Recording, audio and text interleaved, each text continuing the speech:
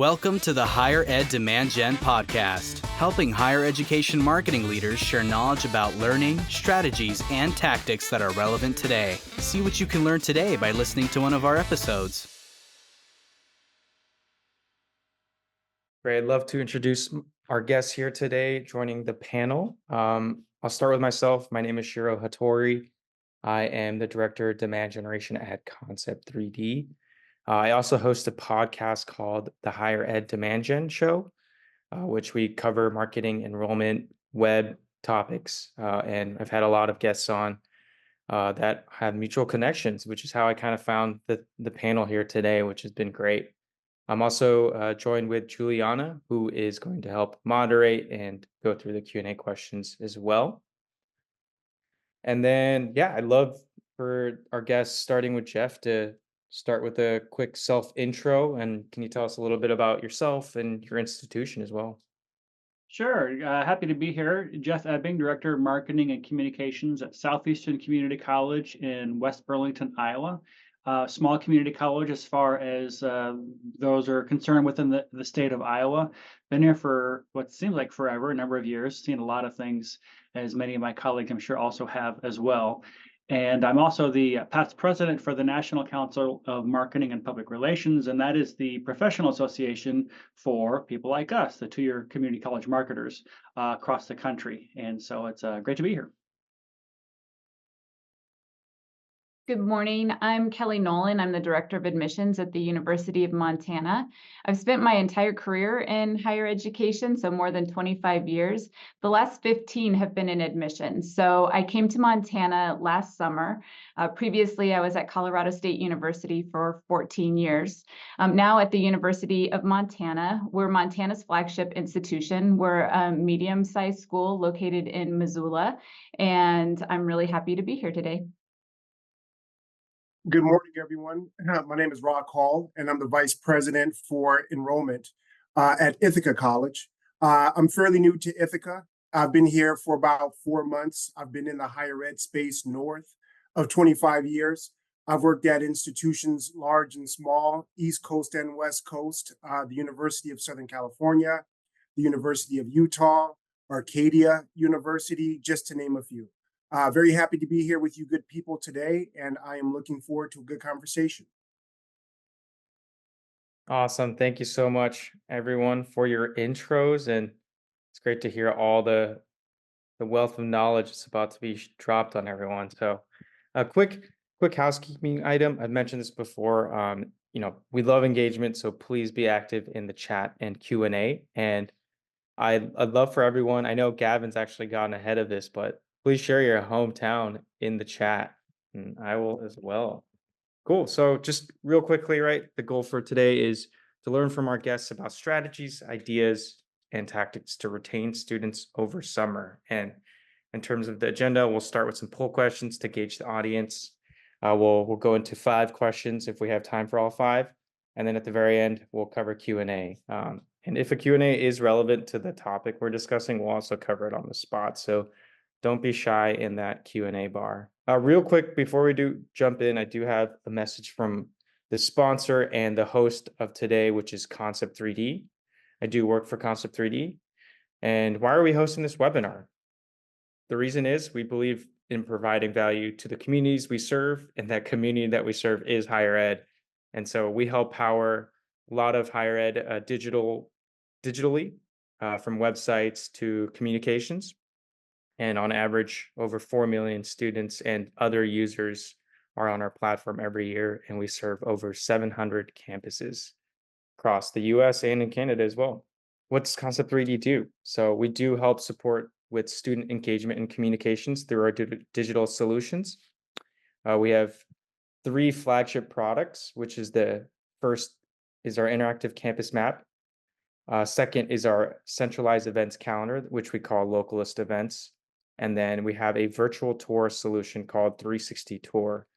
And recently we launched a solution called My Campus Experience that actually creates a personalized, tailored view of the 3 solutions put together or by standalone to help support more personalized engagement with students as well. So that's a very brief overview of Concept 3D. And with that, we'd love to move on to a poll question to help gauge the audience a little bit more. Actually, mixed spread here today. So 30% said they were part of admissions. 20% was both enrollment and marketing. Student success actually also was at 15%, and then combination of two or more was 15%, which I thought was going to be a little bit higher. So interesting. Great. And then just to get more wheels turning on, what are some of the biggest challenges you're facing? Can you just, in a short answer, explain what your biggest challenge in reducing melt is at the moment as we head into summer? Oh, I would think, you know, broadly speaking, maybe one of the largest challenges in relation to discount rate, financial leveraging. What's the tipping point with your discount rate before you start to lose net tuition revenue? And so, I think this cycle, some have kind of adopted a spin to win kind of a mentality. While I don't prescribe to that, I don't have a big issue with it because you basically pay money to retain talent.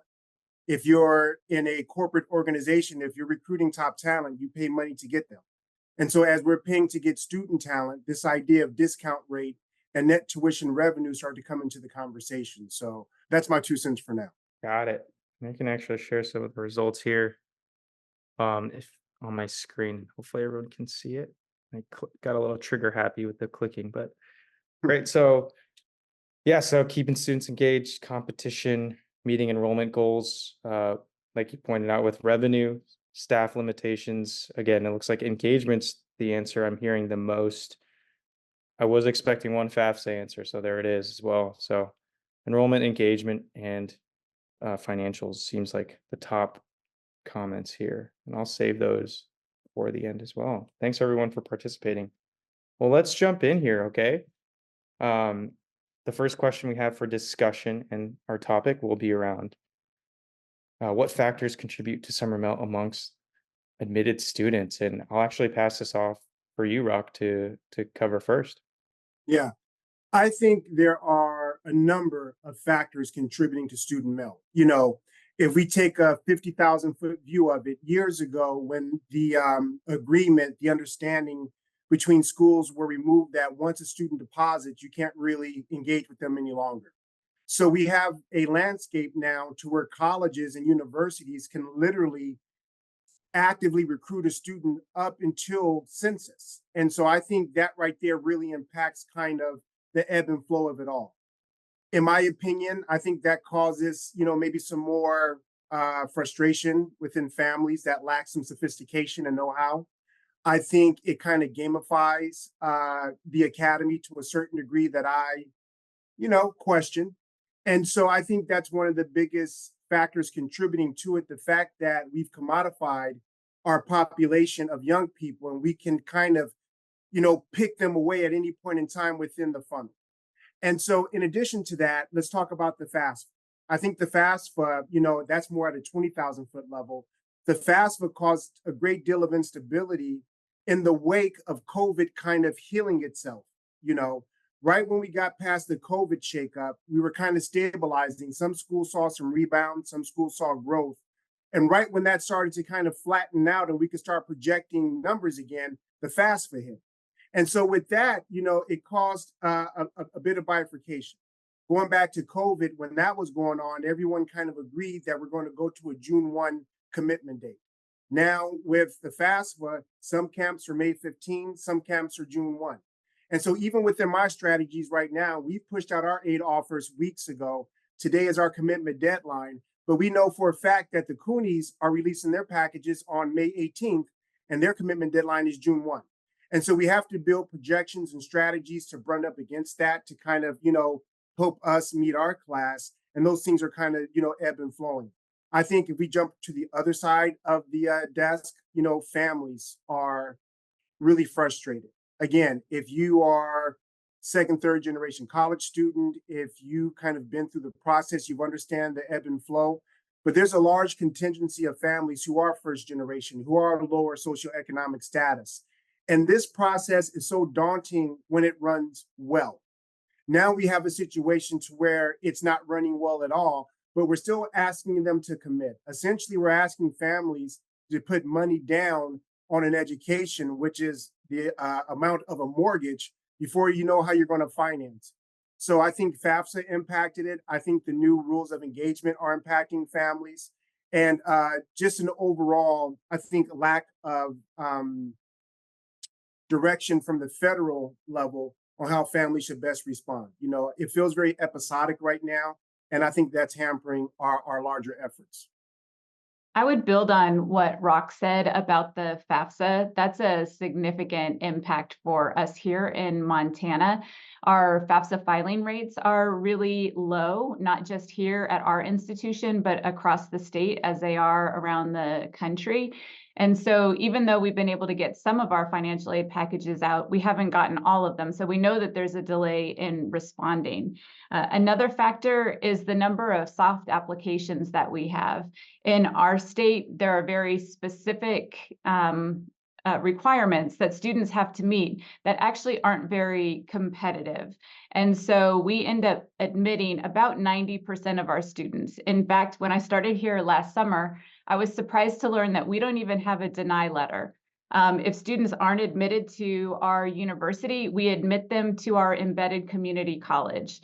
And so admitting a large number of people means that obviously a lot of them are not going to choose to come here. And I think soft apps with the number of applications increasing that students are submitting, you see those numbers on the reports coming out from the Common App. With the rise of direct admissions, there are more students that are being admitted to our school, so it's a lot more competitive than it's been in the past. I would also say that we've had some self-inflicted wounds in terms of our processes.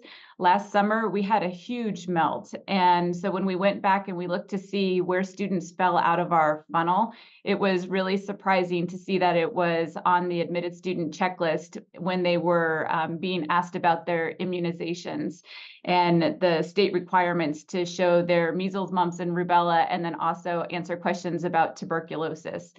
We lost a lot of people at that point. So this year, we've taken out some of those barriers and trying to just make it easier. And then finally, I would say that staffing.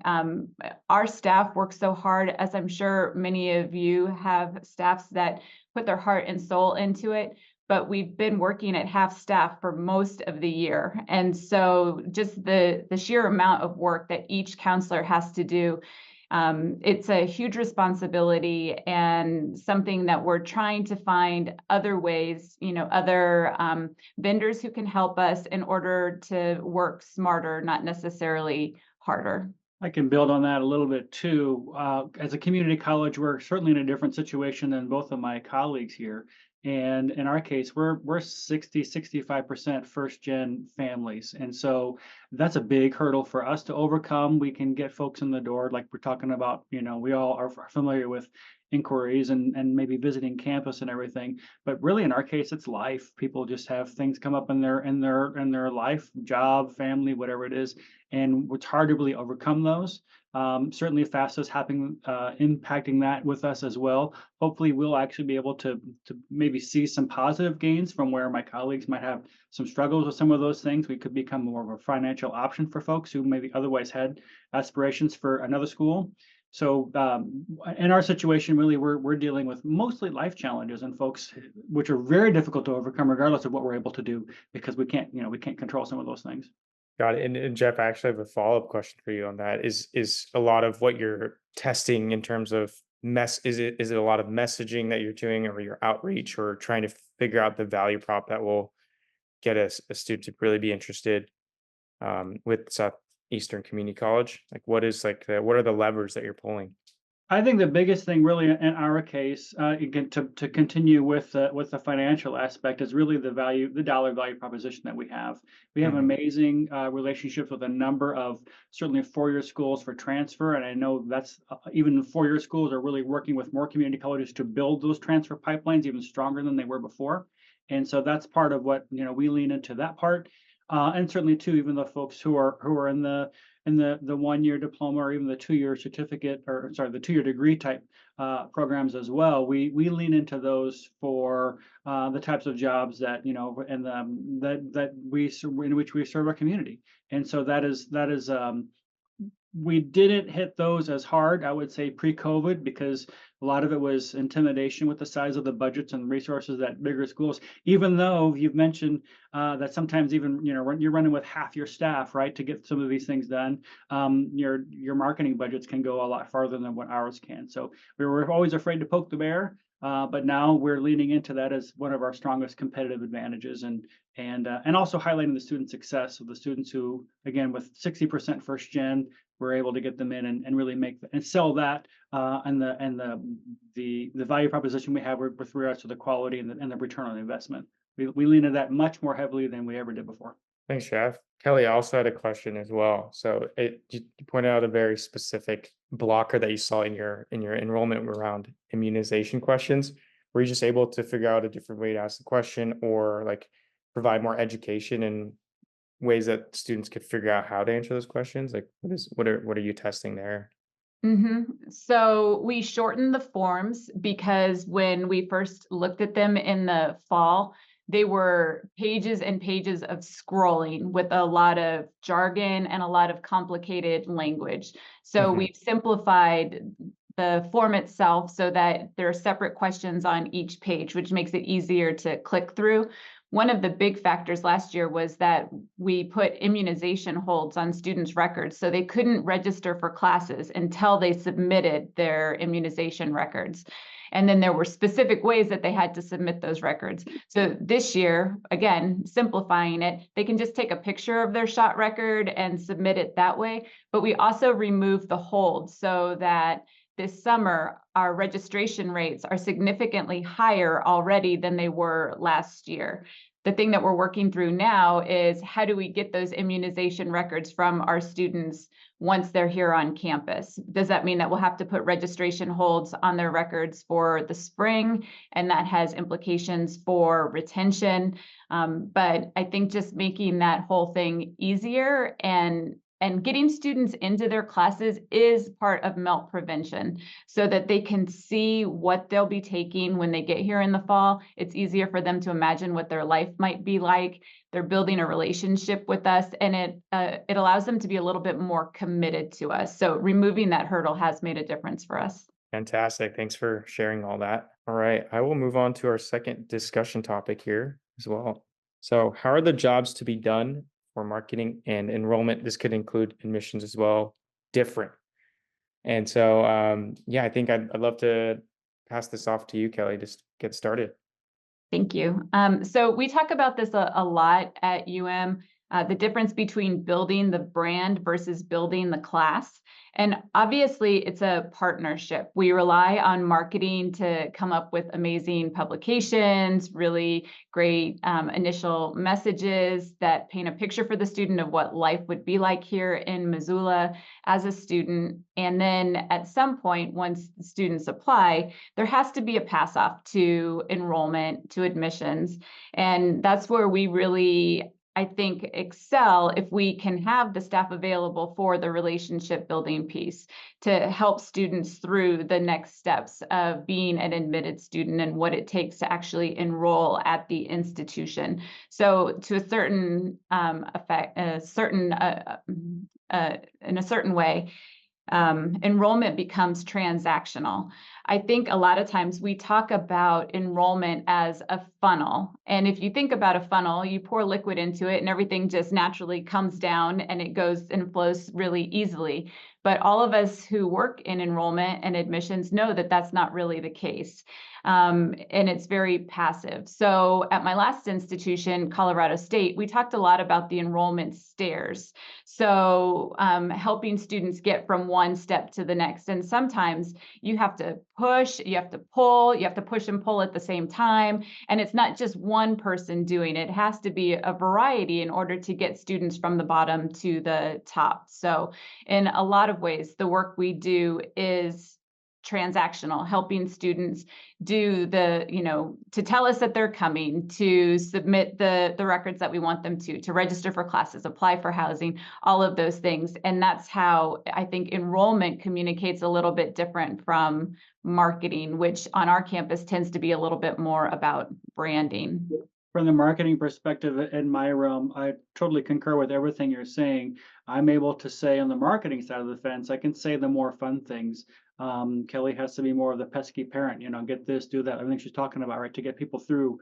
And so in our case, it's really definitely still selling that vision, making sure that they can see themselves here throughout this process. You're almost there, those kinds of things. We really focus a lot on still maintaining and improving that that connection, as the others do as well, with our institution, to get them through here. And it's always in support of certainly what the transactional things that still need to be done. We're able to tell that story a little bit more with a little bit more flavor than what some of the just literally step 1, step 2, step 3 that are required to get someone into the door just through the simple process. Yeah, and I'll chime in third and agree with the thread here. I've always said that, if marketing works well, you galvanize people towards action. And so, like Kelly said, marketing is very much the broad strategy, and enrollment, they're the tactics. And if we can galvanize people around a single truth, get them to posture and move towards action, we've done our job. So like you said, within that funnel, and I love that analogy of, you pouring water in and it coming out, because in most funnels, there are holes all throughout the funnel, and people will leak and spring out at different points, whether it's, inquiry to applicant, soft applicant, or incomplete applicant to complete applicant. And so there's a lot you have to kind of manage within that funnel. It's not as well constructed as you would like to think.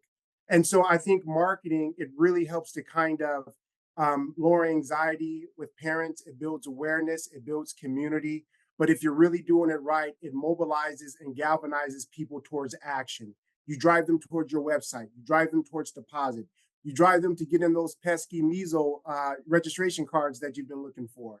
And so it really is an art form, not so much a science, but when you can strike the right balance, it's beautiful and it works well. Thanks so much for sharing that. This conversation actually reminded me of something I was talking with Allison Tercio on when she came on the podcast. And one of her biggest jobs, and this is not just specific to Mel, but just for retaining students and getting more applicants, more decision day and commitment day applicants, is making sure that the student feels like they're making the right choice, like as a whole.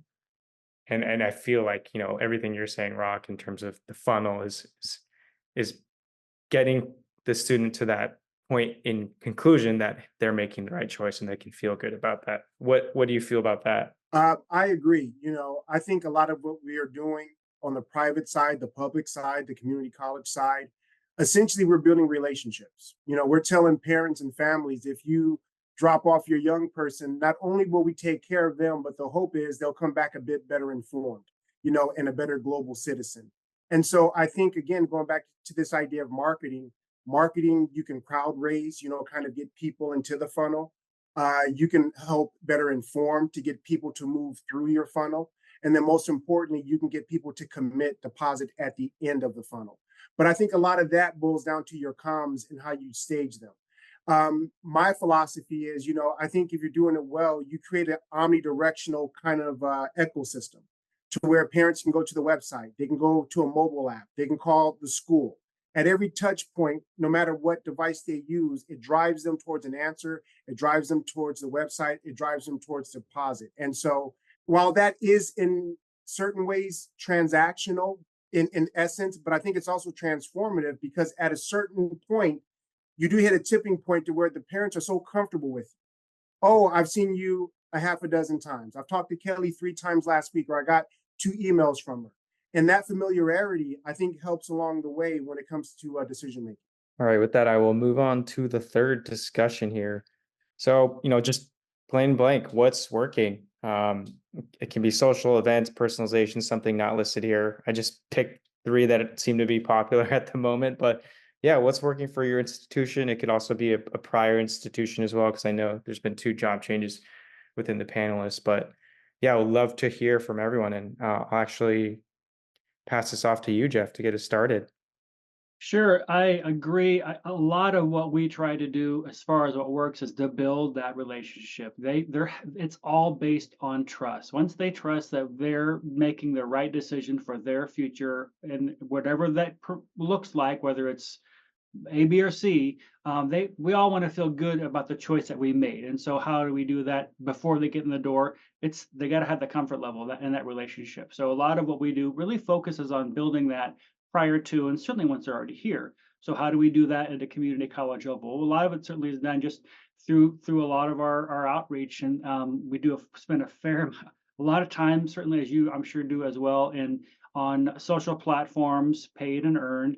Same is true for email, and even again, also we are also aware that just postal mail really is a good way to follow that up as well. Set up things to follow up with um, retargeting and other aspects that are part of that too. And in my case too, I'm always trying to find ways to get in front of folks that maybe I'm not reaching right now. We have to go to where they are, and so nowadays, every time you launch one of your apps, there's some new promotional or ad product that particular platform is testing and trying to get you to use. And I'm going to rely the fact that they know their system and the capabilities more than I do. So I typically try them and test them, and I have a fair amount of my budget always allocated towards trying something new or different. I have used this example before, but if you've watched the movie Glengarry Glen Ross, Alec Baldwin's character, he's the guy. It's coffee is for closers. ABC, always be selling. Well, in my case, I'm sorry, always be closing. Excuse me. Well, in my case, it's ABC, always be comparing. So always test something and have some aspect of what you're doing that you can get a chance to play around with that.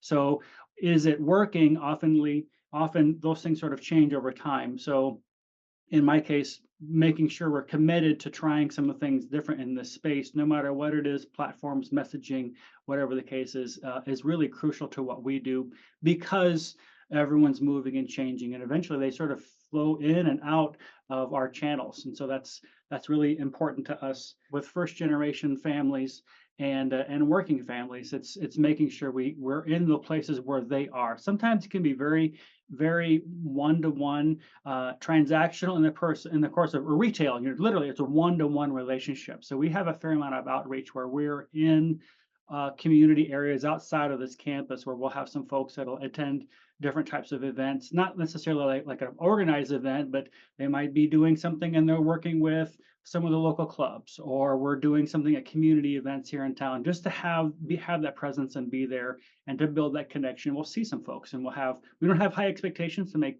big scores and enrollments from theirs, but part of what we do is making sure they see us and they trust us in our community. So hard to quantify that sometimes, but it's a big support to what we're doing on more of the intentional aspects as well. Yeah, I agree, and I'll pursue that a few steps further.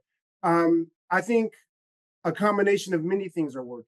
I think we're kind of in a phase in a cycle where you really have to take a multi-pronged approach and be kind of omnidirectional in stance. The shop used to open at 8 and close at 5. Now we're in a true 24-hour cycle to where if a parent contacts you at 2 p.m. or 2 a.m., the expectation is to get some kind of response. So at a very micro level, I think bots are working. We implemented bots recently, and they are a 24-hour kind of at the ready source of information. How do I deposit? What's the housing commitment date? When are the first day of classes? Just little things like that help, keep parents better informed. I am a huge fan of social media. I think, its impact within the industry is, still being better understood, but social media works. It's that peer-to-peer engagement. Young people like hearing from other young people. Parents like hearing from the president. The president can pick up, her phone, his phone, give a quick message and push it out to our parent engagement portal within a matter of minutes. That real time, that active, that omnidirectional, that in front. I think that's what's really working within this day and age, because the last thing you really want to have within any of our processes is a cooling off period. There used to be time after May 1, remember that? you could close the books and kind of, plan your summer vacation. Now, a lot of schools are fighting for their classes well through the July 4th holiday leading up until August. Some people count noses up through census. And so I think, Jeff said it best. You got to try new things. You got to be fluid. You got to be a bit mendable. He touched on it, and I agree. Always look at your data, understand your data. Kelly said it earlier. At certain points within the funnel, you're going to lose people. Understand where, why, and how the softening is happening and work quickly to correct it. And I would just briefly add that similar to Jeff, we also use the ABC, but we say always be counseling because you just never know when you're going to run into a family. Here in Montana, it's actually, even though we're a gigantic state in terms of geography, it's very small in terms of people. And so when we're out in the community, we're regularly running into people who have a sister or brother or cousin or a friend's friend of an aunt, that sort of thing, who has applied. And so we're always at the ready to help students with that counseling piece. Similarly to Jeff, we're also doing a ton of outreach events to try and build affinity with the institution, starting from the time that, kids are just coming up, all the way through some of our older alums and having them interact and speak positively about the institution. Those things I think will provide rewards down the road. And then at some point, it does switch from becoming transactional to transformative, which I really liked when Rock said that. And it takes people to make it move to that next level so that students and families can really imagine themselves being here. I think some of the ways that we become transformative, even if it's just very simple, is in kindness and quick responses and being understanding and simplifying the process. A lot of our students and family members do interact on social media. So we post regularly to different platforms, but we also have an admitted student community. We use Zeme for that. And we have a very active community. We do a lot of events online in order to get students to participate.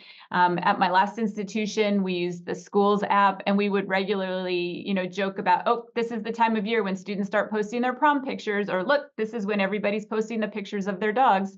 But it's those shared experiences that help students answer what is maybe the biggest question about any institution, which is, will I fit in? Will I find my community? Am I going to make friends? What's that going to be like? And I think social media platforms, admitted student communities, allow students to start those relationships before they even get on our campus. I'll add onto that a little bit, or carry it a little bit farther forward. We really also spend a lot of time, influencing the influencers.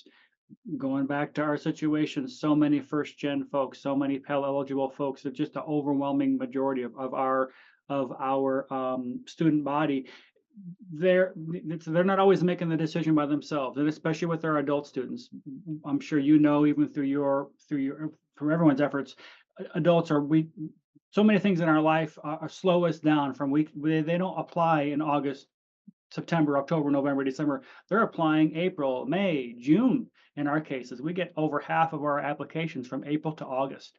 And so our melt is kind of the inverse. The later you apply, typically the more likely you are to enroll. In our case, open institution, a lot of different open enrollment, a lot of different situations that we have versus paid and applications and deposits and everything else. But that's a huge part of what we do. And how do we get those people across the finish line? Is oftentimes making sure mom sees us up, just like you're saying, or even cousins and aunts, uncles, whoever it is, influencers in that realm. We focus oftentimes as much about that message with them as we do even to our direct prospects, because it could be just that one person that gets them to have the commitment to see themselves here and to want to make that next step. I love these examples. Kelly, are there like specific virtual events that you've been hosting and testing that like really work to help engage students? I'm sure you've tried a lot of things through Zeme and other virtual events, but yeah, just wanted to hear if you had any examples.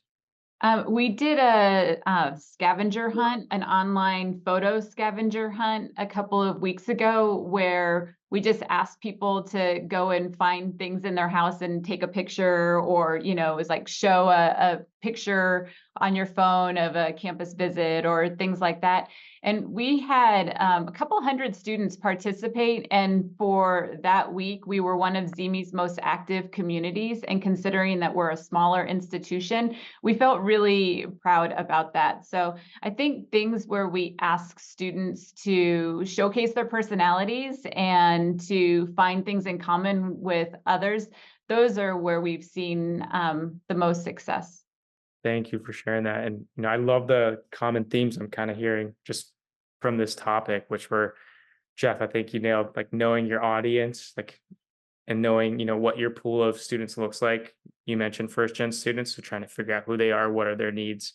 Parents, it looks like you've identified, or others constituents, as important to them. So that was really good. I think, Rock, you mentioned shifting dynamics in the consumer market, right? So, like, the expectation that you can get a response super quickly now is probably the expectation a lot of people have for higher ed too. So that was fantastic as well. And yeah, Kelly, like, events, right? I think people are having a harder time connecting now than ever, especially after COVID. And so I think offering virtual events is fantastic. These are great. Yeah, and if anyone ever has any questions to follow up to, please ask them in the Q&A section as well. So to be a bit of a devil's advocate here, let's talk about what you should not be doing to fight melt, or things that you've tried in the past that just didn't turn out well, to save everyone some time and headache as well. And I will pass this one off. I believe it was Kelly. I think, yeah, Kelly. Yep. Thank you. So what not to do, do not wait until May 1 or June 1 to start thinking about MELT prevention. Obviously, we should start thinking about it from the time that students enter our funnel and are admitted, all the way through that affinity building process. We want them feeling committed to the institution, so that when we get into that area after they're committed to the institution, they pay their enrollment deposit until they're actually on campus. We want to make sure that we have a good plan in place for the summer months to keep students engaged. Something that definitely does not work is 7,000 cold calls to students who haven't responded. That's what we did here last year at the University of Montana. And all it really served was to burn out our staff. And we had an incredibly high staff turnover rate after the summer, and it left us short-staffed for the entire recruitment season. And it's only now that we're starting to have a full staff. So what else doesn't work is burning out your staff. So you have to find ways to do that, to simplify the process for our staff too. It needs to be specific. They need to know what the mission is. You need to be able to show that it's making a difference. So this year we've partnered with EAB on a yield survey, and we're contacting students to ask them, are you coming? Where are you in your decision-making process? If they tell us, no, they're not coming, we're just putting them to the side and not getting in touch with them. We're focusing on the ones that are telling us, yes, we're coming, or maybe. And then we're working through what they say they need in order to make that commitment. I think the last thing that I would just add about what doesn't work is that assuming that only admissions is responsible for MELT prevention. There's so many other offices on campus that we don't have control over, but if they have negative interactions with our students, I'm not going to call out any offices in particular, but we all know that there are other offices on campus that maybe are not as friendly or as inviting or as engaging as the admissions office. And one negative interaction with a student can turn them off.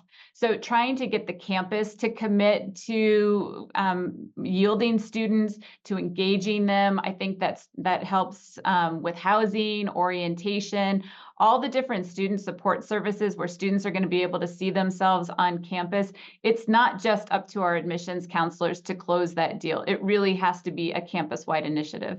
I can add to that. When it comes to what's not working is, I think sometimes we can all in our realm fall in the trap of, I need this now and I need this my way. and that's not a real customer focused approach to do things. So don't send an email that has 17 things we need you to do. All those 17 things might be very important, but that's overwhelming. You have to give this, you have to feed this information and request this type of content in a way that they can take these nibbles off and they can bite, and they can build some momentum. I give you these one or two things, wow, I'm almost done, then they can roll through.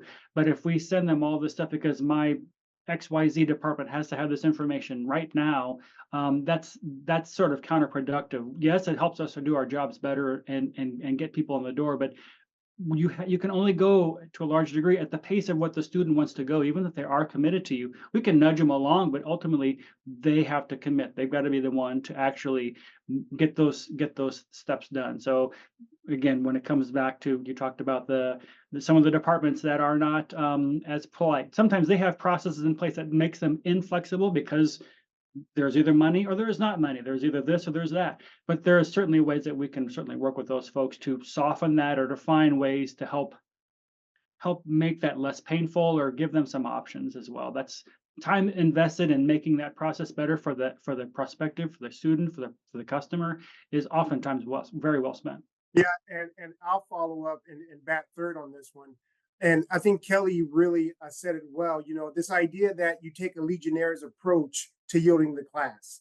That's very reactionary. It's very last minute. When you send out bulk emails, when you do bulk calls, you know, there's a lack of sophistication that turns people off. You know, on the flip side of that coin, segmented comms works. You know, you have to understand the population, what areas are yielding better, what areas are not yielding so well. Gavin kind of mentioned that in his question. Understanding your student population, what student groups are more fatigued, what student groups are more frustrated, what student groups are selling through without a problem. You have to understand each and every one of those pots, create segmented comms to address each one of those communities, and then continue to build the relationship almost in a small batch kind of fashion. So I think broad brushstrokes don't work when it comes to a yield or anti-melt strategies. I think, and Jeff said it, when you send out this email with a million different bullet points of what to do with all these blue and yellow and black links attached to it, you will turn people off. It's relational. It's one student at a time. I would encourage people to lean on technology a bit more. I think technology has made us better. It's made us a bit leaner. You know, I joke about the pre rep visit days. You know, rep visits is the Napster of our enterprise. You know, it really kind of helps smooth things out. And so continue to lean into the technology, small batch it, and you should be okay. Thank you, Rock. And Kelly, I liked your point about, you know, the initiative to retain students over summer, or focus on retention as a whole, maybe even, you know, throughout the whole student life cycle. It should be a campus-wide initiative and not talked about through multiple departments, not just segmented.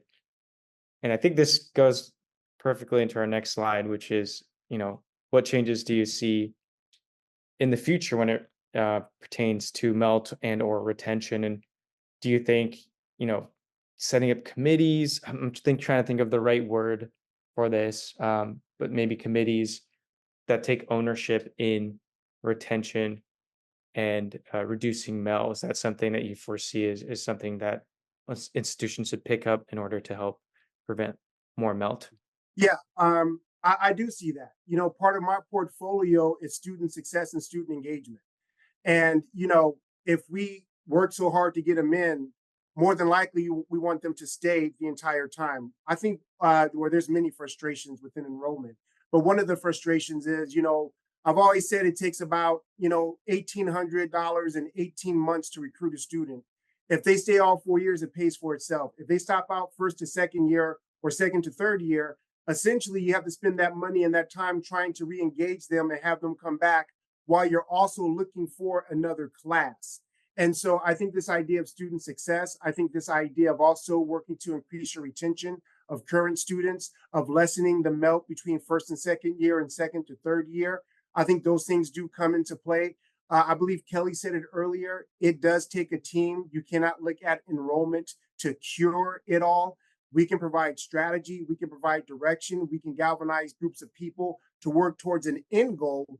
but in no way, shape, or form do we do it all on our own. And so for the future of Melt, I said it a few moments ago, this idea that it's a never ending cycle is not 8 to 5 anymore, it's 24/7. And every moment you're not engaging with the admitted student, chances are another college or university, they're engaging with that student. So I think that's the new norm and where we are today. I think for small departments as well, sure there's some smaller institutions on this call right now. You don't have the resources that maybe my colleagues do with some of these aspects. And what I've noticed even in our institution is that as the tech is available and it starts to mature, it starts to become more affordable for smaller schools to pick up. It starts to be more simplified for fewer staff members to be able to incorporate into their workflows. You don't have to have somebody who is this master Jedi specialist to use this tool, which is amazing. But now over a couple more iterations, we're able to all adopt that type of technology. I see that continuing going forward into the future. And there's things that we don't even know exist yet. Who knows where AI is going to play the role in some of these things. It's going to certainly leverage my ability to do my job in my realm. And I don't know what that looks like yet. I know it's coming. I think that's a big part of it as well. And certainly with retention. Now, it doesn't specifically address Melt. We had an opportunity about 5 years ago to invest more within the institution with retention or recruitment. And me, as the recruiting guy, said we need to put this into retention. I want to see our students graduate. I want to see them be successful. Certainly, we all know that the current customer is better than the new customer and all that kind of stuff. It was a good way to invest those resources at the time. Now we're coming back and picking up some of these things that we're talking about with these tools and helping the smaller departments be able to leverage some of that tech. That's where I see my job going in the next couple of years. I agree with all that. I think we're in a time of great change in admissions and enrollment work, seeing students and prospective students and families questioning the value of higher education to begin with, whether or not they even want to apply or go to college, what the return on investment might look like. But then we're also trying to balance our own budgets. And I don't have the same amount of money to send my counselors all across the country to do high school visits and college fairs. And students aren't showing up at those events in the numbers that they used to either. So the return there isn't what it used to be. I think we have to be willing to do what Rock said, which is lean into the technology. Jeff mentioned AI. I think we really are on the precipice of some big changes, and AI will take things off the plates of our counselors, some of the more transactional parts of the work that we do, and it'll free up time for counselors to do the relationship building piece. I don't think that some student is going to decide to come to my institution because they had a great conversation with a chat bot or some sort of AI. But if they come to campus and we treat them with respect, we give them the information they want, we can show them that they have a place here during the tour, then I think those are the things that will have the real return. So I think we have to be willing to let go of some of the more traditional aspects of recruiting and enrolling students and lean into some of the things that will free up our counselors to do the things that really make a difference. Amazing. Thank you. And Jeff, I really like what you said about like we're a small team here at Concept 3D. And so when like all the AI things started coming out, I was really eager to just start getting in there and spending all my time trying to learn this new technology and tool. But I realized like that's not the best investment of my time, right? So wait a few months. I think the rule of fast following is almost as good as or better than early adopting. And so I love that point you made because it's so true. Like you don't have to get the full shiny object syndrome, especially if you don't have the bandwidth, and like the good things will come a few months down the road. Well, great. Well, I think we can cut a little short, everyone. I think this has been an amazing conversation. Thank you so much, Jeff. Thank you so much, Rock. Thank you so much, Kelly, for joining us today. I know we have a few months ahead of us and we just got past commencement, but as I think Rock pointed out, like you can't close the books for May or June anymore. You got to be on. So I wish everyone luck in their summer and working towards reducing melt and in their institutional work. So thank you so much again for joining, and thank you for attendees.